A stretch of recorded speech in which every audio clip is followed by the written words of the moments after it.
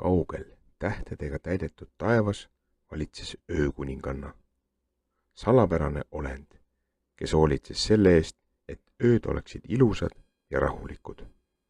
Ta kandis musta sametiskleiti, mis sädeles nagu galaktika, ja tema krooniks oli särav täheparv.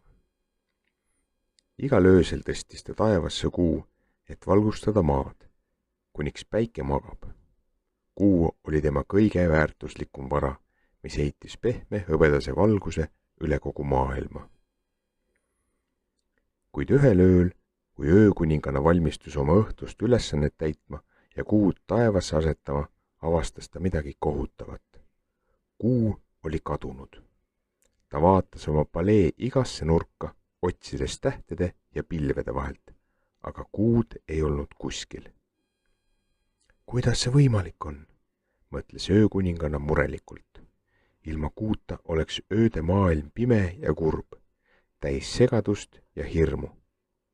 Ta teadis, et peab tegutsema kiiresti, et kuu tagasi tuua.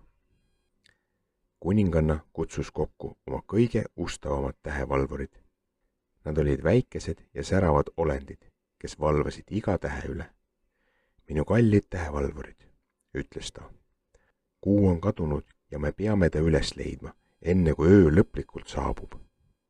Tähevalvurid levitasid oma tiivad ja lendasid mööda öötaevast laiali, otsides kuud igast nurgast ja pilve alt, kuid kuud nad ei leidnud.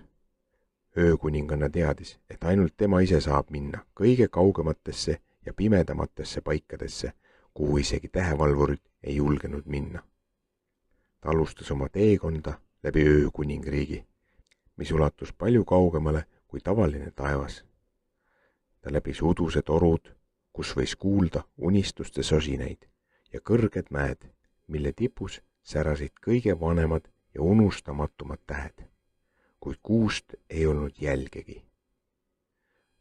Pärast pikka teekonda jõudis ta lõpuks pimeduse metsani, koht, mida kunagi ei külastatud.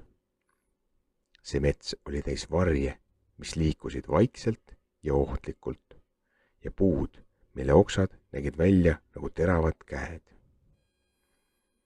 Öökuninganna teadis, et kuu võib olla peidetud just sinna, kohas, kuhu ükski valgus ei paista.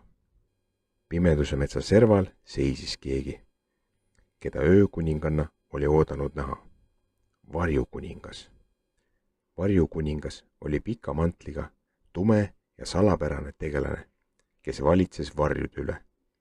Teda tunti kui salakavalat ja kättemaksuhimulist olendit, kelle eesmärk oli, et pimedus kataks kogu maailma. Kas sina oled see, kes kuu ära varastas?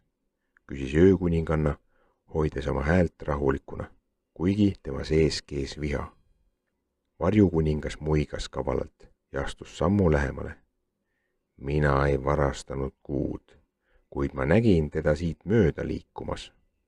Kuu otsustas ise lahkuda, sest oli väsinud sellest, et teda igal ööl üles tõstetakse. Ta ei soovi enam olla valgus, mis sind teenib. Öökuninganna oli segaduses. Kuidas see võimalik on? Kuu on alati olnud minu kõrval ja teinud oma tööd rõõmuga. Varjukuningas kummardas lähemale ja sosistas. Võib-olla tahab ta midagi enamat, kui lihtsalt taevas rippuda ja särada. Võib-olla otsib ta vabadust. Kuninganna mõtles varjukuninga sõnadele. Oli tõsi, et ta polnud kunagi mõelnud, mida kuu ise tahab. Ta oli alati arvanud, et kuu oli lihtsalt osa tema öisest maailmast, kuid nüüd hakkas ta kahtlema. Kuhu kuu läks? Küsis öökuninganna, lootes vastust saada. Varjukuningas sirutas käe ja osutas sügavale pimeduse metsa poole. Ta on läinud kaugemale kui see mets, kaugemale kui ükski ööolend julgeb minna. Kui sa teda tõesti tahad tagasi tuua, pead sa minema kohta, mida ükski kuninganna veel külastanud pole. Pimeduse järve. Öökuninganna võpatas. Pimeduse järv oli tuntud kui kõige salapärasem ja hirmuäratavam koht öökuningriigis. Seda ümbritses sügav ja must pimedus, kuhu isegi valgus ei saanud siseneda. kuid ta teadis, et tal polnud valikut. Öökuninganna läks edasi mööda pimeduse metsa, tundes, kuidas varjud tema ümber liiguvad, kuid ta ei lasknud end hirmutada.